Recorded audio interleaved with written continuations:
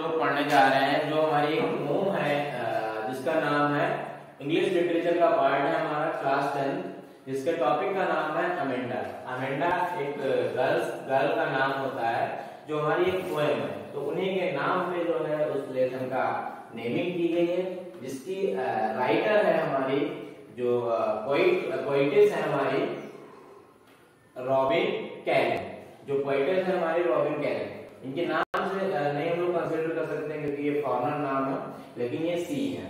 तो ये एक ऑस्ट्रेलियन पोइट है हमारी, और इन्होंने जो है अपनी राइटिंग लिखना जो है 16 की एज में ही स्टार्ट कर दिया था, और इनको बहुत सारे अवार्ड्स भी मिले, जिसमें एक बहुत फेमस अवार्ड है children book of the year award, children book of the year award. तो इनके राइटर के बारे में हमारी छोटी सी जानकारी कि ये हमारे ऑस्ट्रेलियन पोइटेस है, और इनको जो है इन्होंने 16 साल की एज में ही राइटिंग करना स्टार्ट कर दिया था, और इनको एक अवार्ड मिला है children book of the year award. ठीक है, तो इतना हम लोग राइटर के बारे में या पोइटेस के बारे में जान लिया है। उसके बाद हम लोग जानते हैं इस पोएम का ओवरव्यू लेते हैं सबसे पहले। तो इस पोएम का ओवरव्यू जो है इसमें क्या होती है, जैसा कि हम लोग सब लोग जानते हैं कि हम लोगों को जो है किस रोक टोक पसंद नहीं होती है। जैसे इसमें एक बच्ची होती है जो अपनी जो उनकी मदर होती है वो उनको समझाते हैं कि तुमको ऐसा करना चाहिए, ऐसा नहीं करना चाहिए। तो हर किसी को फ्रीडम चाहिए होता है, जितने वो भी जो हमारा जो एज होती है 10 to 20 की एज होती है, इसमें हर बच्चे को बहुत ही फ्रीडम चाहिए होता है। और जो भी हमारे पेरेंट्स कहते हैं कि ये नहीं करना है, वो नहीं करना है, यहाँ नहीं जाना है, वहां नहीं जाना है, तो हम लोगों को लगता है कि ये हमको जो है बाउंड्री में कैद कर रहे हैं, लेकिन ऐसा नहीं है। क्योंकि अगर हमारे पेरेंट्स हमें कुछ बता रहे हैं तो इसका सीधा साधा मतलब यही है कि वो हमारे अच्छे के लिए ही कुछ बता रहे हैं। और ये जो है क्योंकि जो चीजें आपकी एज में शायद हैपन हो रही हैं वो चीजें उनकी एज में भी हैपन हो चुकी होंगी, तो वो लोग ज्यादा सही से जानते होंगे कि उस एज में क्या चीजें सही हैं और क्या चीजें गलत हैं। तो हमेशा अपने पेरेंट्स की रिस्पेक्ट करें। थ्रू द पोएम इसमें हम लोग जानेंगे कि कैसा ये जो बच्ची है अमेंडा वो क्या करती है और उनकी मम्मी उनके लिए क्या करती है। तो सबसे पहला हमारा जो है सबसे पहली लाइन है don't bite your nails Amanda, don't bite your nails Amanda. मतलब बाइट करना नहीं, बहुत सारे बच्चे होते हैं वो अपने नेल्स को हमेशा क्या करते रहते हैं, बाइट करते रहते हैं, नेल्स को हमेशा बाइट करते रहते हैं। बाइट का मतलब होता है चबाते रहते हैं, तो नेल्स को बाइट। तो उनकी मम्मी कहती है कि don't bite your nails Amanda. Nails का मतलब होता है नाखून, हमारे जो नाखून होते हैं वो नेल्स होते हैं। तो कहती है कि अपने नेल्स को क्या करना है, बाइट नहीं करना है, ये जो है अच्छी हैबिट नहीं है। Don't hunch your shoulder Amanda, don't hunch your shoulder Amanda. अब यहाँ पे एक वर्ड है हंच। हंच हंच क्या होता है, जब हम लोग स्ट्रेट नहीं बैठते, प्रॉपर पोजीशन में नहीं बैठते हैं, मेंटेन करके पोजीशन अपनी नहीं बैठते हैं, कहीं ऐसे बैठ गए, कहीं ऐसे बैठ गए, या उसको कहते हैं जैसे आपने ऊंट देखा होगा तो ऊंट के ऊपर जो है एक ऊंचा उठा हुआ जो पार्ट होता है उसे ही हंस कहते हैं। तो कह रहे हैं कि ऐसे मत बैठो, जो शोल्डर ऐसे मत अपने करो कि हंस की तरह, मतलब ऊंट के कुबड़ की तरह लगे। तो don't hunch your shoulder Amanda. तो अमेंडा को समझाते हैं कि ऐसे नहीं बैठना है। Stop that slouching and sit up straight Amanda, stop that slouching and sit up straight Amanda. कह रहे हैं कि ये जो स्लाउचिंग है, स्लाउचिंग का मतलब होता है जब हम लोग ऐसे नीचे झुक के बैठते हैं, जब हम लोग बैठते हैं लेकिन स्ट्रेट नहीं बैठते, वो क्या होता है, जब ऐसे झुक के बैठते हैं वो स्लाउचिंग होता है। तो कह रहे हैं कि स्लाउचिंग, ये ऐसा स्लाउचिंग या कुबड़ निकाल के नहीं बैठना है। सिट अप स्ट्रेट, कैसे बैठना है, सीधे बैठना है। किसको बताती है, अमेंडा को बताती है। अब देखो अमेंडा क्या सोचती है, देयर। अब जितनी भी ब्रैकेट में बात है ये जो है अमेंडा का प्रोनाउंसिएशन है, और जितनी बिना ब्रैकेट में बात है वो उनकी मदर का प्रोनाउंसिएशन है। तो there is language, there is language embedded C, there is language embedded C. अब उनकी मम्मी ये सब समझा रही है, लेकिन अमेंडा क्या कहती है, लिंग्वाइड। लिंग्वाइड का मतलब होता है कान। निशान।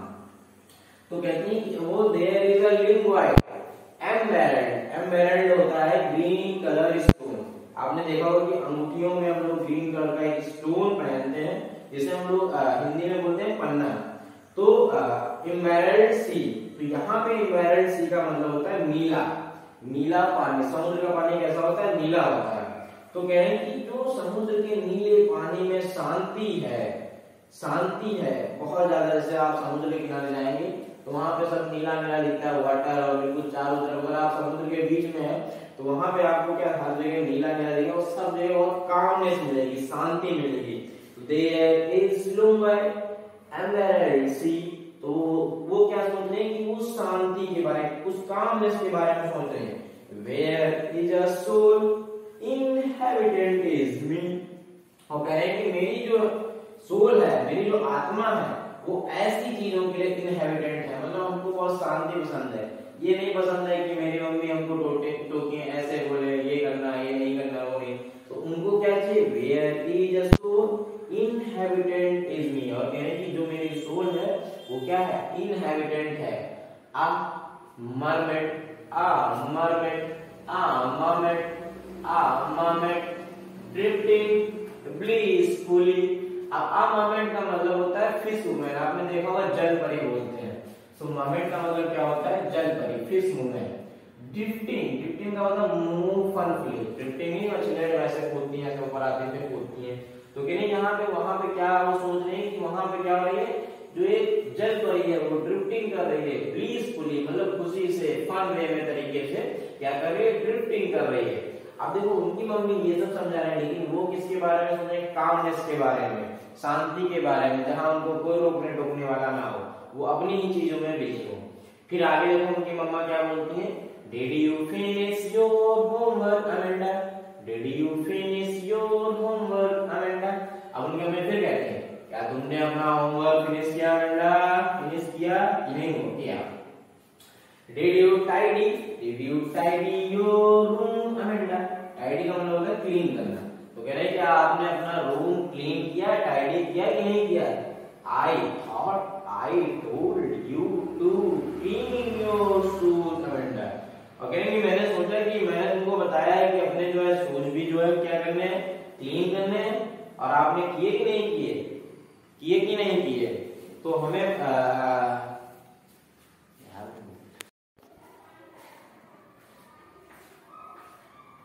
अगली हमारी लाइन है I am an orphan roaming the street. अब ऑफन क्या होता है? ऑफन तो सब लोग समझते हैं। ऑफन जो होता है जहाँ पे वो जगह होती है जहाँ पे माता पिता जिनके नहीं होते उनको रखा जाता है। अनाथ, अनाथ जो होते हैं उसको ऑफन बोलते हैं, लेकिन इसको पढ़ा जाएगा ऑफन। तो I am an orphan roaming का मतलब होता है जॉगिंग करना, द स्ट्रीट। अब देखो अमेंडा बोल रहे हैं कि मैं क्या, मैं अकेले। यहाँ पे ऑफन का मतलब है अलोन, और जॉगिंग कर रहे हैं कहाँ? स्ट्रीट में, गलियों में क्या कर रही हैं? जॉगिंग कर रही हैं, टहल रही हैं। I patted soft dust with my hasted bare foot. अब कह रहे हैं आई पैटर्न सॉफ्ट डस्ट। अब कह रहे हैं कि सॉफ्ट जैसे रेगिस्तान में जब आप चलेंगे तो आप अगर चलेंगे तो आपके पैरों के निशान बनते जाएंगे, तो पैटर्न एक बनता जाएगा। और बेयर फीट मतलब बिना चप्पलों के या बिना स्लीपर्स के कह सकते हैं। तो बिना स्लीपर्स के जो है चल रही है, तो उनके सेंट में जो बालू है या जो सॉफ्ट डस्ट है उसमें उनके पैरों के पैटर्न बनते जा रहे हैं। The silence is golden. अब अमेंडा क्या है? अमेंडा देखो हर जगह पे किसकी बात करें? साइलेंस की। तो वो क्या करेंगे कि silence is golden, freedom is sweet. जो साइलेंस है हमारा क्या है? वो गोल्डन है, मतलब वो बहुत ही प्रीसियस है, इसकी तुलना ना की जा सके। और फ्रीडम क्या है? स्वीट है। फ्रीडम, जिसको फ्रीडम मिल जाता है वो क्या है? फ्रीडम स्वीट के बराबर है, इतना स्वीट मतलब मीठा है। Don't eat the chocolate Amanda. अभी ब्रैकेट में जो बात थी ये किसकी थी? अमेंडा की। अब उनकी मदर कहती है don't eat the chocolate Amanda, यानी कि जो है चॉकलेट ना खाओ, इतनी ज्यादा चॉकलेट ना खाओ। Remember your acne. एक्नी का मतलब होता है पिंपल्स, जो हमारे पिंपल्स निकल आते हैं उनको बोलते हैं acne. Remember your acne Amanda. अब कह रहे हैं कि अमेंडा में यहाँ पे ए है, सॉरी, तो कह रहे हैं रिमेम्बर योर एक्नी अमेंडा। कह रहे हैं अपने जो है एक्नी मतलब अपने पिंपल्स को याद रखो, ज्यादा चॉकलेट खाओगी तो बहुत ज्यादा पिंपल्स निकलेंगे। Will you please look at me. अगर वो ये सब कह रहे हैं लेकिन अमेंडा क्या है उनकी बातों को इग्नोर कर रहे हैं, तो उनके मॉम कहते हैं will you please look at me, क्या तो आप मेरी तरफ देखोगी?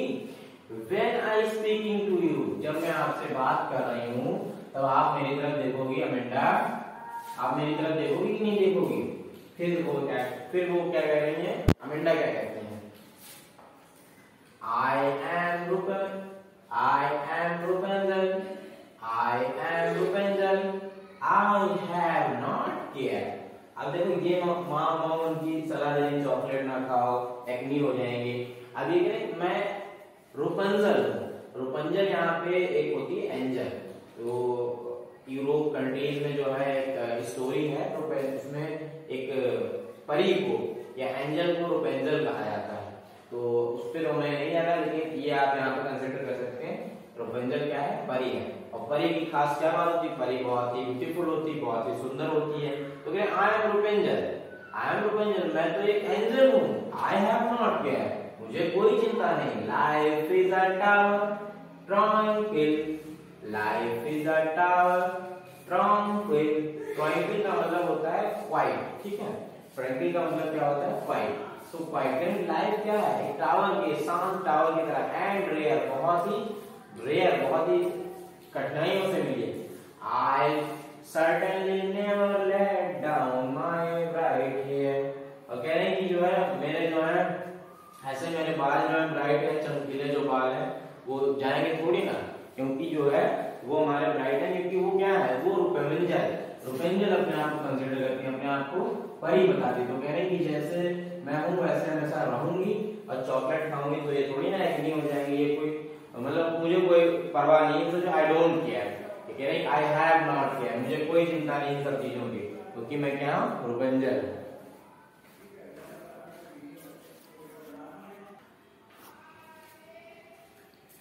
अब देखो हमारा लास्ट जो पैरा है उसमें कहते हैं stop that sulking at once Amanda, stop that sulking at once Amanda, you are always so moody Amanda. आप कह रहे हैं कि जो है अमेंडा जो है तुम जो है ये सब जो कर रही हो करना बंद करो, क्योंकि आप जो है बहुत ज्यादा मूडी हो। मूडी वो होता है, मूडी का मतलब वो होता है जो हमेशा अपने मूड पे डिपेंड, जो भी उसका मूड करता है वही करता है, उसे बोलते हैं Moody. Anyone would think that I neglect at you Amanda. और कह रहे हैं कि ऐसा आप करोगी, अगर आप सारी चीजें आप नहीं मानोगी मेरी, आप मन से करोगी, तो सब लोग क्या सोचेंगे कि मैं आपको नेग्लेक्ट कर रही हूँ, मतलब मैं आपको की ओर ध्यान नहीं दे रही हूँ अमेंडा, मैं आपको नेग्लेक्ट कर रही हूँ। और एज अ मदर होने के लिए मुझे आप पे ध्यान देना ही चाहिए, तो आपको मेरी बात भी सुननी चाहिए और आपको इतना ज्यादा मूडी नहीं होना चाहिए। तो यही थी हमारी पोएम का एक्सप्लेनेशन, और बाकी की चीजें हम लोग क्लास में करेंगे, जो भी बची हैं क्वेश्चन आंसर, वर्ड मीनिंग। तो ये था हमारे पोएम का एक्सप्लेनेशन। Okay, thank you.